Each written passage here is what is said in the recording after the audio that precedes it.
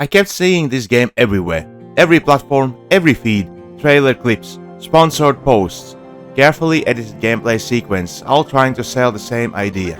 That the 7 Deadly Sins origin was something worth paying attention to. And after a while, I gave in.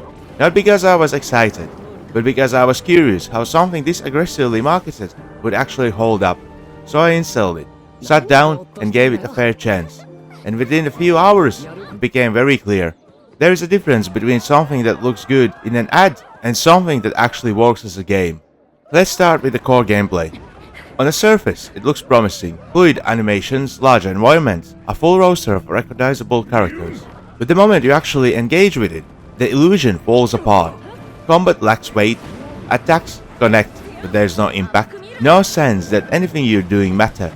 It's visually busy, mechanically shallow. You're not mastering a system, you're enduring it. And then there is the open world. It's large, yes, but size without substance is just emptiness with better marketing. There's very little that rewards curiosity. Exploration feels less like discovery and more like obligation. You move through environments, but not because you want to, but because the game insists that you must. And after a few hours, you start noticing something unsettling. You're not having fun, you're completing tasks. The quest design deserves a special mention. It cycles endlessly between go to point A, return to point B, repeat with slightly different dialogue. There's no escalation, no creativity, no respect for the player's time. It feels automated, like the game is generating content rather than crafting it. What's the most frustrating is how it treats its own characters. This is a series built on personality, energy, and distinct identities. Yet here, those same characters feel strangely live. Animations are there, voices are there, but the presence is missing. They exist in the game, but they don't feel alive within the game. And then there is the interface, menus layered within menus, systems introduced faster than they are explained, and a constant sense that you're navigating a framework rather than playing a game. At times, it feels less like an RPG and more like you accidentally opened a poorly organized productivity tool. Of course, none of this exists in isolation.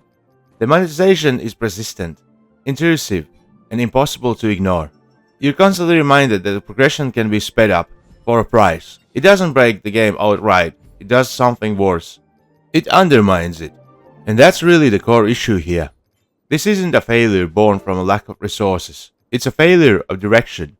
Everything is almost there. The foundation, the presentation, the concept. But almost doesn't carry a game. This should have been an easy success. A recognizable IP, an open world format, a built-in audience. Instead it feels like a checklist of features assembled without understanding why these features matter. It doesn't fail loudly. It fails quietly. Through repetition, through emptiness, through the slow realization that nothing improves the longer you play. I wanted to like this game.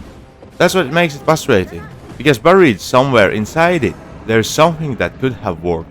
But what we have now isn't that version. It's a reminder that potential means nothing without execution. And on that note, see you in next one. Rams out.